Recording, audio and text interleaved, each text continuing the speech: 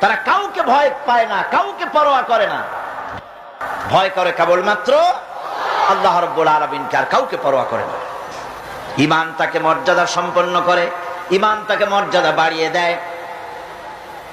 রুজি রোজগারের জন্য আমার দেশের বহু মুসলমান এখনো মাজারগুলিতে গিয়ে সেখানে হাত পাতে, সেখানে চাদর চড়ায়, সেখানে আগরবাতি দেয়, সেখানে মোমবাতি দেয়, আর বলে ইয়া খাজা মেরা মতলব কো পুরা করে দে।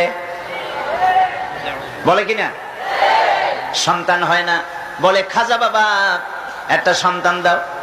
চাকরিতে উন্নতি হয় না, চাকরিতে উন্নতি দিয়ে দাও, ছেলে পরীক্ষা দেবে পাশ করাইয়া দাও। এইসব কথা কি বলে? জোরে কর নাউজুবিল্লাহ। আমার বন্ধুগণ, মাজারে এ ধরনের মানত করা, তারা গরু ছাগল মানত করে, এগুলি গিয়ে সেখানে যায় সম্পূর্ণ হারাম। এগুলি কি?